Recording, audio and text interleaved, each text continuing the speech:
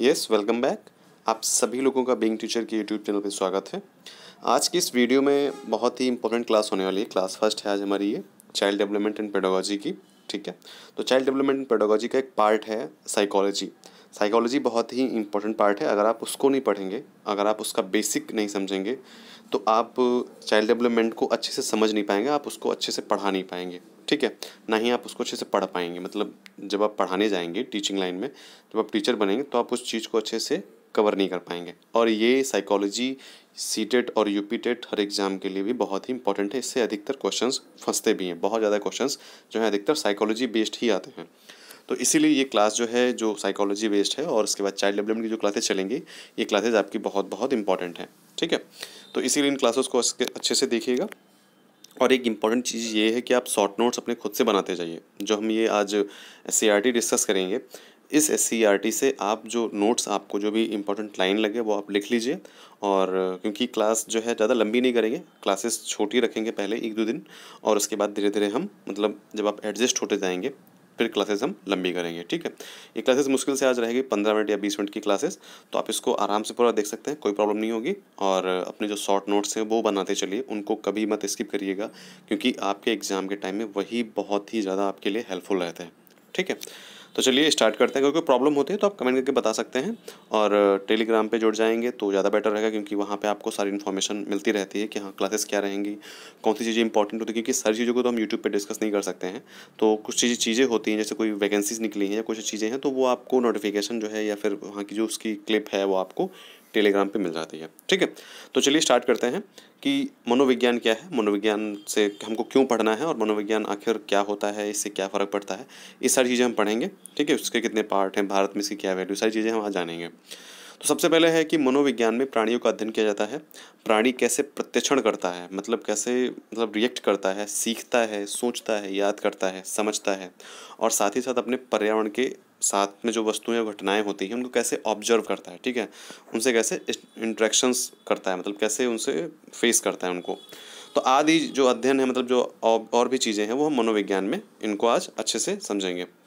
इसके अलावा ये भी चीज़ें होती हैं कि मतलब व्यक्ति क्यों किसी चीज़ को आसानी से याद कर लेता है, क्या रीज़न होता है कि मतलब वो बहुत सी चीज़ें आसानी से याद कर लेता है, और बहुत सी चीज़ें होती हैं जिनको वो याद नहीं कर पाता है। ठीक है, और इसमें हम ये भी डिस्कस करेंगे कि चिंतन का विकास कैसे होता है, मतलब जो हम लोग सोचते हैं, ये जो थिंकिंग होती है, इसका डेवलपमेंट कैसे होता है। मतलब हम एक तरीके से जो मेंटली रूप से जो मतलब हमें आसपास जो एनवायरनमेंट रहता है, हम कैसे छोटे से लेकर के बड़े होने तक हम कैसे चीज़ों को मैनेज करते हैं, वो सारी चीज़ें हम आज इसमें जानेंगे कि कैसे चीज़ें होती हैं। ठीक है, तो इन सभी चीज़ों के बारे में जानने के बाद में हम समझेंगे कि आखिर साइकोलॉजी क्या है उसके बारे में। वो मतलब वो एक तरीके से कह सकते हैं कि जो साइकोलॉजी है वो एक जो आप फिलॉसफी समझते हैं, दर्शन शास्त्र, उसका एक पार्ट है। ठीक है, कैसे पार्ट है वो हम आगे देखते हैं।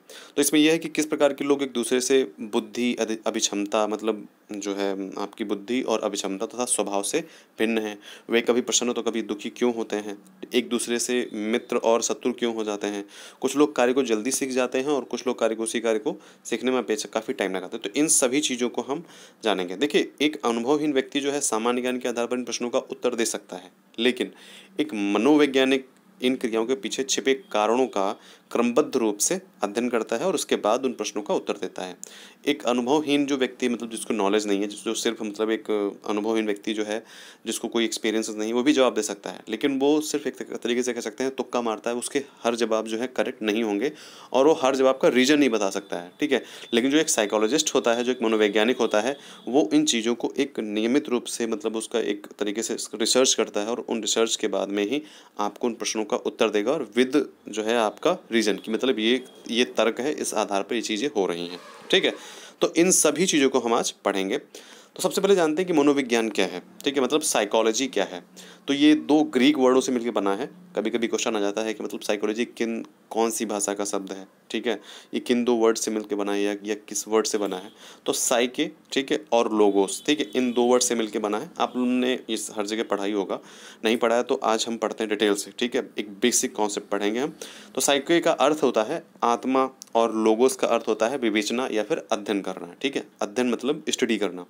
तो आत्मा का अध्ययन करना ही हम क्या कहते हैं, मनोविज्ञान को हम आत्मा का अध्ययन करने वाला विषय मानते हैं, स्टडी ऑफ सोल। ठीक है, स्टडी ऑफ सोल मानते हैं इसको, मनोविज्ञान को। सबसे पहले 16th सेंचुरी में ये माना जाता था, ठीक है।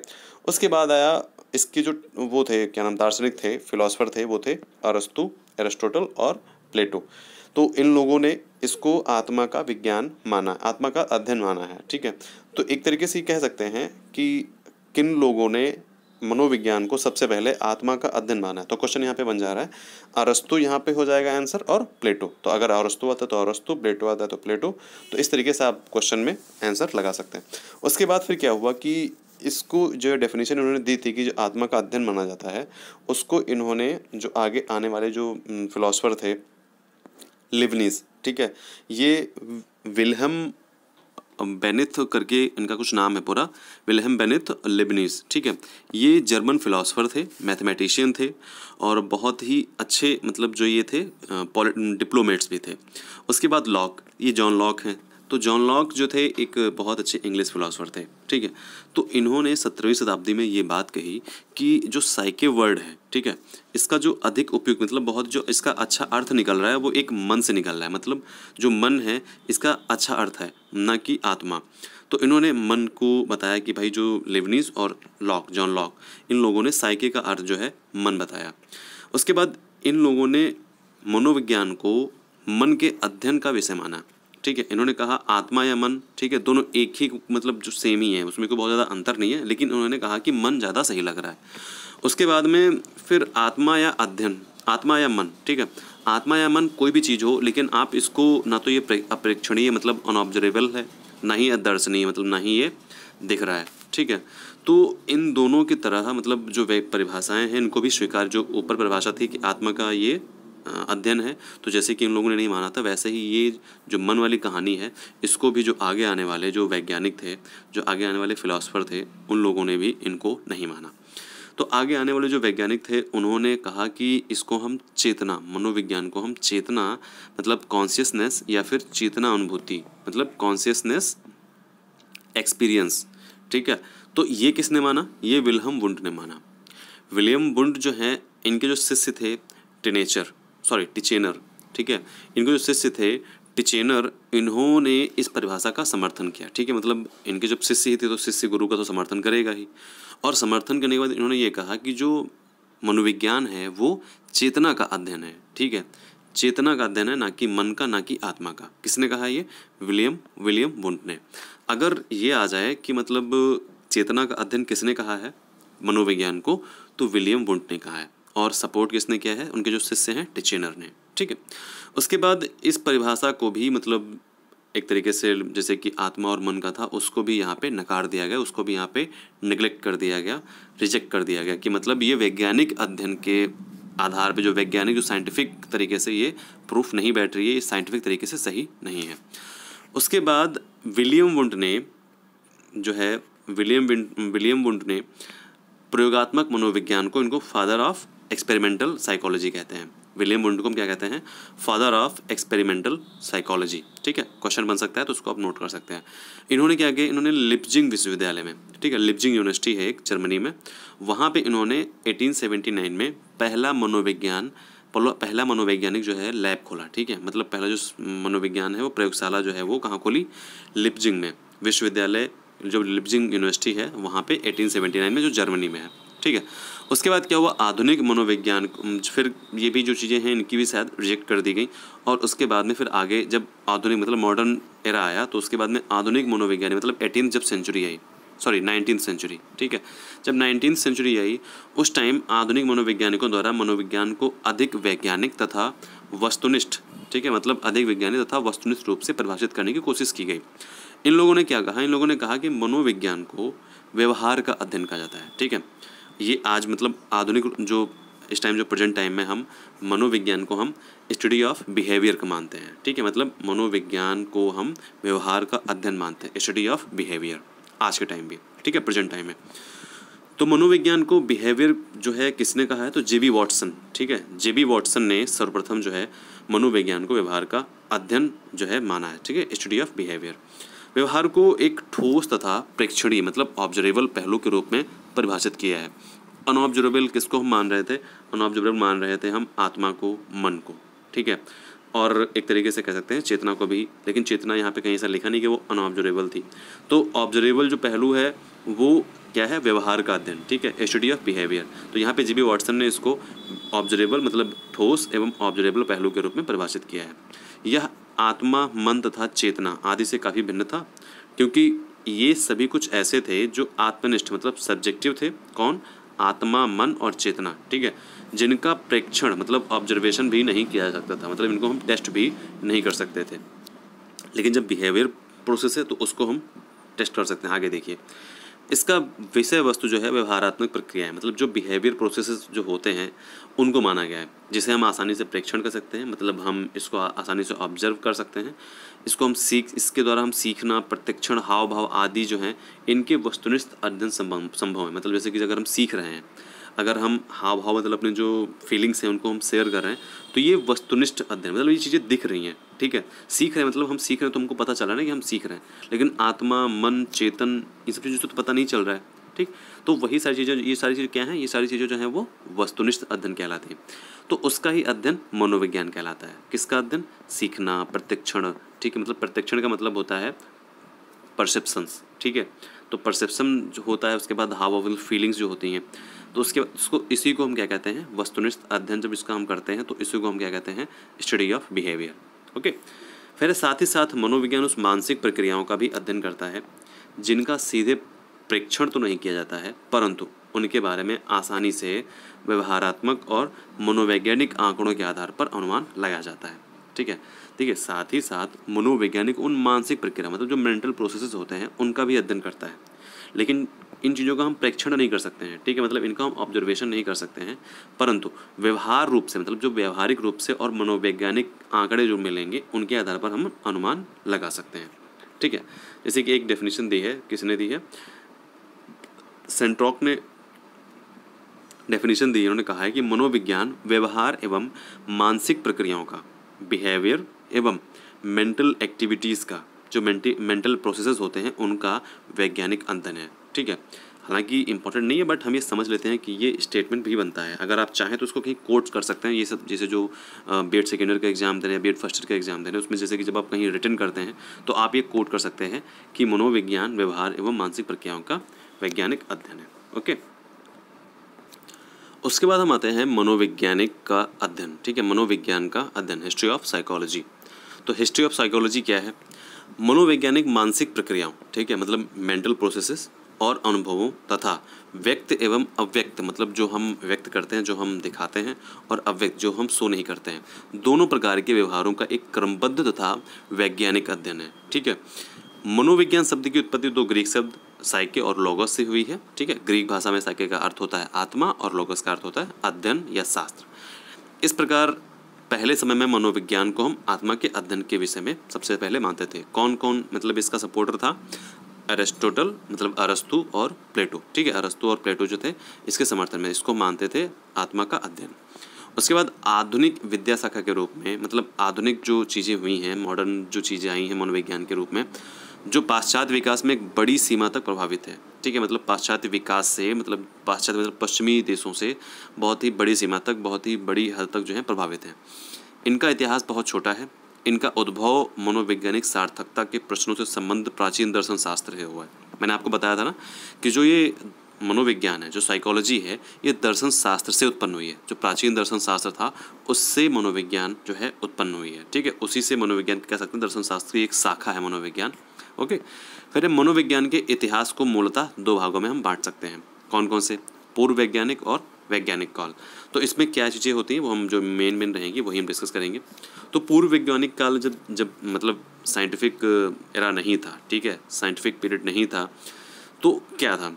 पूर्व वैज्ञानिक काल की शुरुआत ग्रीक दार्शनिक प्लेटो और हिप्पोक्रेटस, ठीक है, आदि के अध्ययनों द्वारा 19वीं शताब्दी के उत्तरार्ध तक विशेषकर 1878 तक माना जाता है। मतलब इसको 1878 तक क्या मानते हैं? पूर्व वैज्ञानिक काल, मतलब जब वैज्ञानिकों का इसमें इंटरफेरेंस नहीं हुआ था। तो पूर्व वैज्ञानिक काल हम 1878 तक मानते हैं। इस काल में हिप्पोक्रेट्स ने 400 BC में शरीर गठन प्रकार का सिद्धांत मतलब थ्योरी ऑफ कॉन्स्टिट्यूशनल टाइप्स दिया था, ठीक है, जिसका प्रभाव आने वाले मनोवैज्ञानिकों पर काफ़ी पड़ा। और सेल्डन ने बाद में चलकर व्यक्तित्व के वर्गीकरण के एक विशेष सिद्धांत जिसे हम सोमैटोटाइप सिद्धांत कहते हैं। किसने दिया था? सेल्डन ने। सोमैटोटाइप सिद्धांत सेल्डन ने दिया था। इसको कहा जाता है किसको? सोमैटोटाइप जो सिद्धांत किसने दिया था? सेल्डन ने दिया था। तो इसको कहा गया कि इसका निर्माण हिप्पोक्रेट्स के विचारों के प्रभावित होकर के किया था। जो सेल्डन जो सोमैटोक्रेटिक टाइप जो था वो सेल्डन ने हिप्पोक्रेट्स के विचारों से ही प्रभावित होकर के किया था। ये इंपॉर्टेंट नहीं है, आप इसको मतलब छोड़ दीजिए। उसके बाद आता है ग्रीक दार्शनिक, जैसे ऑगस्टाइन तथा थॉमस का विचार था कि मन तथा शरीर दोनों दो चीज़ें हैं और इन दोनों में किसी प्रकार का संबंध नहीं होता है। परंतु देकार्तेस, ठीक है, और लिबनिस जो कि हमने अभी जस्ट ऊपर पढ़ा था, जो मैथमेटिशियन थे, तथा स्पिनोजा आदि ने बतलाया कि सचमुच में मन और शरीर दोनों एक दूसरे से संबंधित हैं। इन लोगों ने क्या किया कि जो मन और शरीर है इन दोनों को मतलब एक दूसरे से संबंधित माना और एक दूसरे को प्रभावित करते हैं, इन्होंने ऐसा भी माना। लेकिन जो ऑगस्टाइन थे और थॉमस थे, इनका ऐसा मानना नहीं था। उसके बाद जो ग्रीक दार्शनिक डेकार्ते थे, उनका मत था कि प्रत्येक व्यक्ति में जन्म से ही कुछ विशेष विचार होते हैं। परंतु दार्शनिक जो लॉक थे, उनका ये मानना था कि व्यक्ति जो है जन्म से टेबुला रासा। टेबुला रासा का मतलब क्या होता है, ये कहीं कहीं पे हो सकता है कि आपको क्वेश्चन मिल जाए, तो इसको ध्यान से आप नोट कर लीजिए कि टेबुला रासा का मतलब क्या होता है। और ये मत किसने दिया था? जॉन लॉक ने, ठीक है, जो इंग्लिश फिलोसफर थे। इन्होंने दिया था कि जो है टेबुला रासा मतलब जो व्यक्ति है वो जन्म के समय में टेबुला रासा होता है और उसका जो मस्तिष्क होता है वो एक कोरे कागज़ के समान होता है। ये शायद किसी ने बोला है कि अगर आप हमें मतलब 10 छोटे छोटे बच्चे दे दें, मतलब एकदम से जिनका जो टेबुला रासा से मतलब जो टेबुला रासा होते हैं, अगर 10 बच्चे दे दें तो मैं उनको कुछ को वकील बना सकता हूँ, कुछ को मतलब साइंटिस्ट बना सकता हूँ, कुछ को डॉक्टर बना, कुछ को आईएएस, कुछ को पीसीएस, मतलब आईएएस पीसीएस तो मैं अपनी तरफ से बोल रहा हूँ। मतलब जब टेबुला रासा का मतलब ये होता है कि बिल्कुल एकदम कोरा कागज़, ठीक है, कोरा कागज़ मतलब एकदम दिमाग है आपका। जो टेबुला रासा का मतलब होता है, जो छोटे बच्चे का जन्म होता है तो उसका जो माइंड रहता है वो एकदम टेबुला रासा होता है, ठीक है, मतलब एकदम कोरा कागज़ के समान होता है। बाद में उसमें नए नए अनुभवों और नए नए विचारें उत्पन्न होती हैं। बाद में इस वाद विवाद द्वारा एक नए संप्रत्यय का जन्म हुआ जिसे मूल प्रवृत्ति की संज्ञा दी गई और ऐसा समझा जाने लगा कि प्रत्येक व्यवहार की व्याख्या इस मूल प्रवृत्ति के रूप में हुई, ठीक है। मतलब ये इतना इंपॉर्टेंट नहीं, ये नहीं जाना है, लेकिन हाँ ये जानना था कि टेबुला रासा क्या है, यहाँ पे ये आपके लिए इंपॉर्टेंट है। उसके बाद अब आते हैं रूसो, ठीक है। तो रूसो जैसे दार्शनिक का ये कहना था कि मनुष्य जो है जन्म से अच्छे स्वभाव का ही होता है, परंतु समाज के कटु व्यवहार उसके स्वभाव को बुरा बना देते हैं। तो रूसो ने क्या कहा है? जो रूसो थे दार्शनिक थे, फिलोसफर थे, इन्होंने ये कहा है कि जो मनुष्य है वो जन्म के स्वभाव से मतलब जन्म से जो है अच्छे स्वभाव का होता है, बहुत ही अच्छा होता है, लेकिन जो समाज की चीज़ें होती हैं वो उसको उसके स्वभाव को बुरा बना देते हैं। लेकिन दूसरी तरफ जो है स्पेंसर ने ये बोला कि ऐसा नहीं है, ठीक है।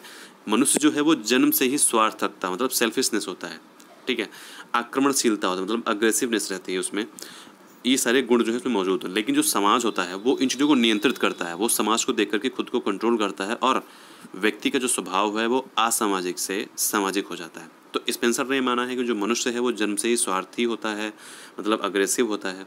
और रूसो ने क्या माना था? रूसो ने ये माना था कि जो है जन्म से ही बहुत ही अच्छे स्वभाव का होता है, लेकिन जो समाज है वो उसके जो स्वभाव होता है उसको बुरा बना देता है। तो आप क्या सोचते हैं, मतलब क्या सही है आपकी नज़र में, क्या सही है कि मतलब रूसो सही है या फिर आपकी नज़र में क्या सही है? स्पेंसर सही है, ठीक है।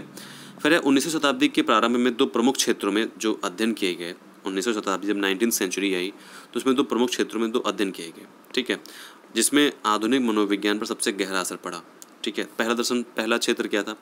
पहला क्षेत्र था दर्शन शास्त्र, फिलॉसफी, ठीक है, जिसमें ब्रिटिश दार्शनिक जो थे जेम्स मिल और जॉन स्टुअर्ट मिल, मतलब जेम्स मिल और जेएस मिल, इन दोनों का बहुत ज़्यादा योगदान है, जिसमें लोग चेतना तथा उनसे उत्पन्न विचारों का अध्ययन करते थे, ठीक है।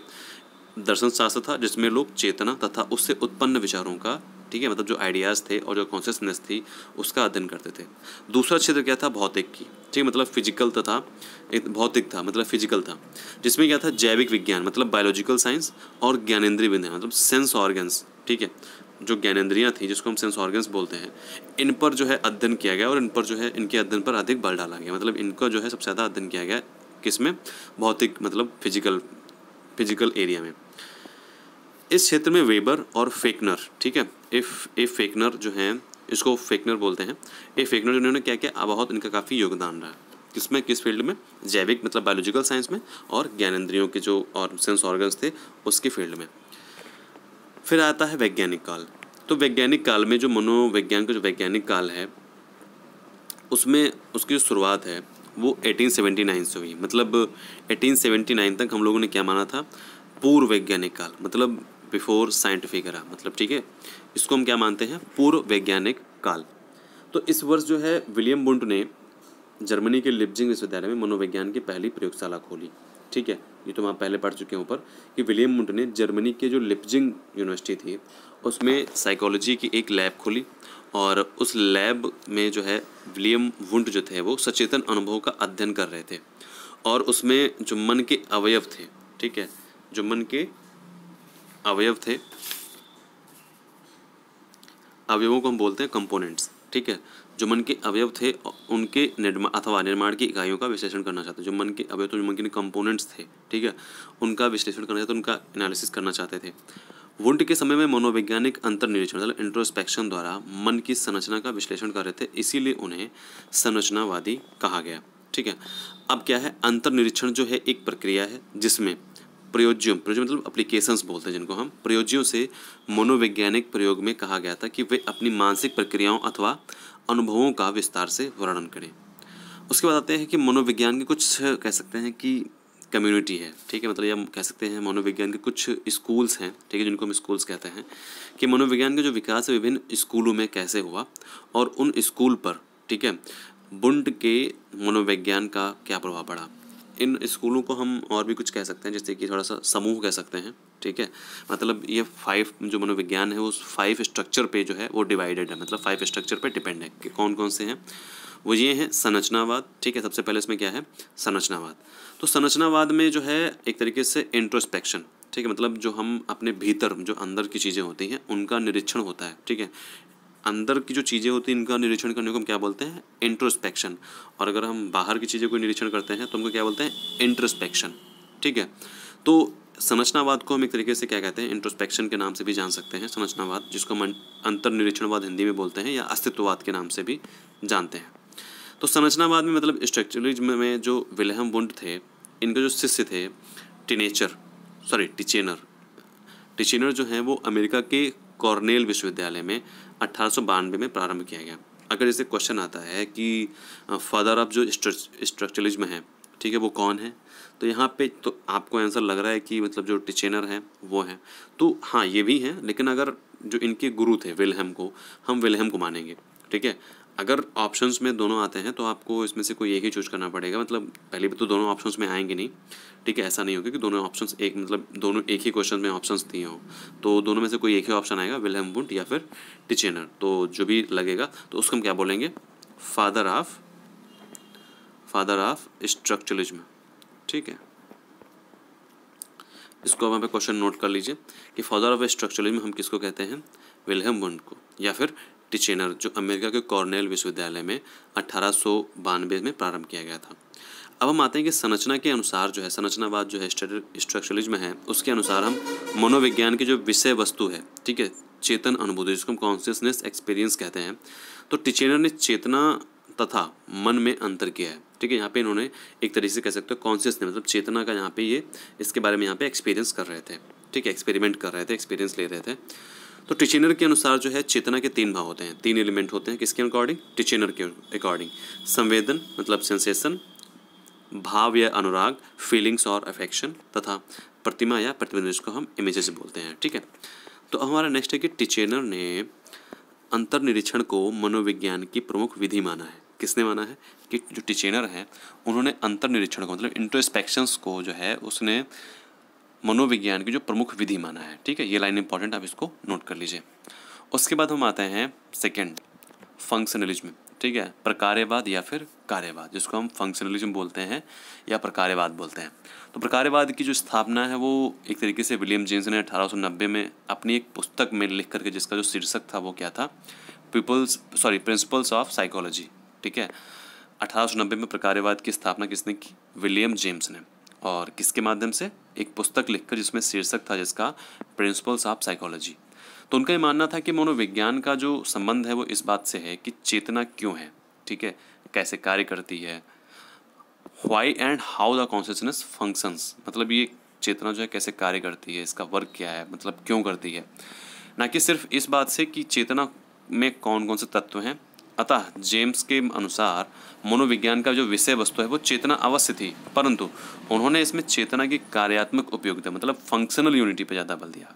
फंक्शनल यूटिलिटी पे ज़्यादा बल दिया, मतलब कार्यात्मक हम इसको यूज कैसे कर सकते हैं, चेतना की जो मतलब फंक्शनल, इसको हम कैसे भी फंक्शन कर सकते हैं, ठीक है। तो इस पर उन्होंने अधिक दबाव डाला। उसके बाद प्रकार्यवाद की जो औपचारिक स्थापना है, इसके संस्थापक हम मानते हैं वो डीवी और एंजल और कार्य को मतलब जाना जाता है।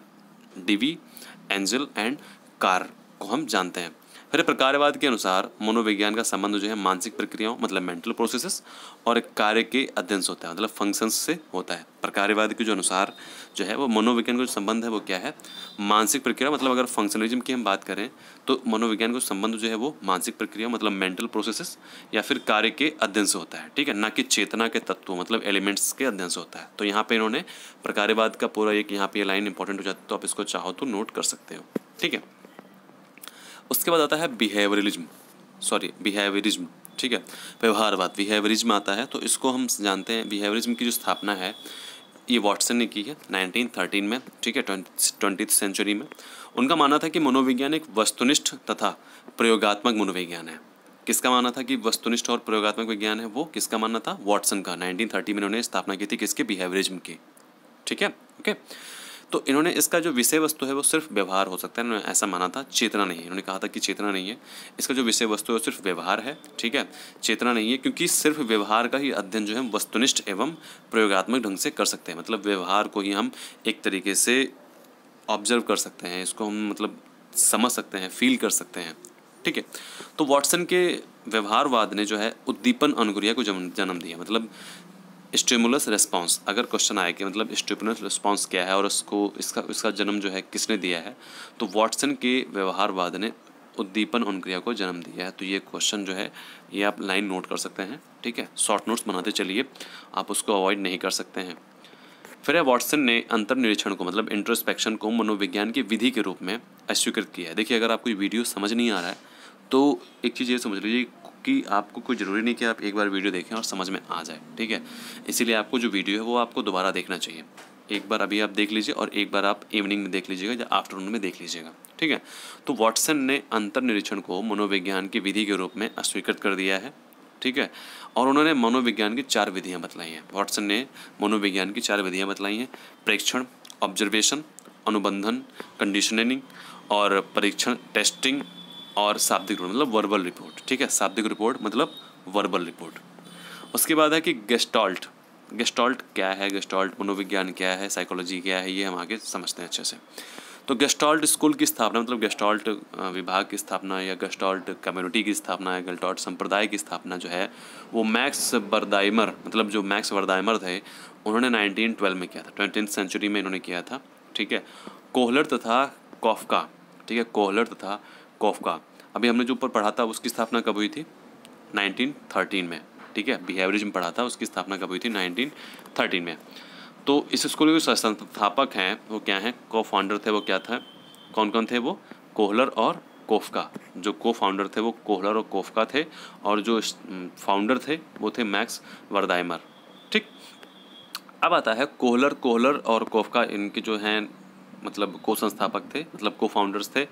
गेस्टाल्ट एक जर्मन वर्ड है, गेस्टाल्ट क्या है, एक जर्मन वर्ड है जिसका अर्थ होता है आकृति मतलब फॉर्म या फिर आकार, ठीक है, मतलब शेप, और समाकृति मतलब कॉन्फ़िगरेशन किया जाता है, ठीक है। मतलब इसका हिंदी में रूपांतरण होता है मतलब फॉर्म्स भी कह सकते हैं, शेप भी कह सकते हैं और कॉन्फ़िगरेशन भी कह सकते हैं। गेस्टाल्ट स्कूल का मानना था कि मनोविज्ञान मानसिक क्रियाओं के संगठन, ठीक है, मतलब जो मनोविज्ञान है वो मानसिक क्रियाओं के संगठन का विज्ञान है। तो गेस्टाल्ट जो कम्युनिटी है मतलब गेस्टाल्ट संप्रदाय है उसने माना था कि जो मनोविज्ञान है वो मानसिक क्रियाओं का संगठन है, ओके। नेक्स्ट है कि मनोविश्लेषण मतलब साइकोएनालिसिस। तो साइकोएनालिसिस को एक स्कूल के रूप में सिगमंड फ्रॉयड ने स्थापित किया था, ठीक है। ये सारी चीज़ें हैं कि बिहेवियरिज्म को किसने स्थापित किया, ठीक है। ऊपर जो हमने जस्ट अभी पढ़ा है गेस्टाल्ट मनोविज्ञान, इसको किसने स्थापित किया, और जो हमने ऊपर 3 पढ़े हैं, ठीक है, स्ट्रक्चरलिज्म। तो ये सारी चीज़ें इसके जो स्थापक थे, ठीक है, जो इसके जो फाउंडर थे उनको आप शॉर्ट नोट्स में ज़रूर लिख लीजिएगा। तो मनोविश्लेषण को एक स्कूल के रूप में किसने स्थापित किया है, सिगमंड फ्रॉयड ने।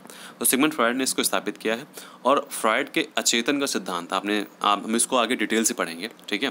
फ्रॉयड के अचेतन का जो सिद्धांत है काफ़ी महत्वपूर्ण माना गया है और उन्होंने सभी तरह के असामान्य व्यवहार मतलब जो एबनॉर्मल बिहेवियर थे उसके कारण इसी अचेतन में होते दिखलाया है। ठीक है, उनका मानना था कि जो ये मनोविश्लेषण है, ठीक है, उन्होंने सभी प्रकार के जो असामान्य व्यवहार है, मतलब एबनॉर्मल बिहेवियर हैं, उनका कारण जो है इसी अचेतन में होते हुए दिखलाया, मतलब साइकोलॉजी जो है इसी में इन्होंने बताया है। इसके बाद अचेतन के बारे में अध्ययन करने की जो अनेक विधियाँ बतलाई हैं, जिसमें मुक्त सहचर्य मतलब फ्री एसोसिएशन मेथड, सम्मोहन मतलब हिप्नोसिस, और स्वप्न की व्याख्या मतलब ड्रीम इंटरप्रिटेशन सम्मिलित है।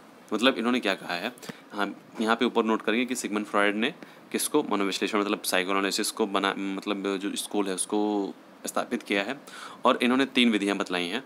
ठीक है, फ्री एसोसिएशन मेथड, सम्मोहन मतलब हाइप्नोसिस, और स्वप्न की व्याख्या मतलब ड्रीम इंटरप्रिटेशन।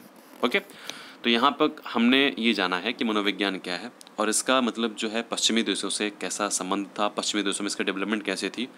अब जो अगला वीडियो आएगा वो आएगा कि भारत में जो है साइकोलॉजी क्या है, इसकी क्या विधि है, कितने रूप हैं, क्या चीज़ें हैं, ये हम दोपहर में देखेंगे। ठीक है, दूसरी क्लास आपको आफ्टरनून में मिल जाएगी। Thank you so much.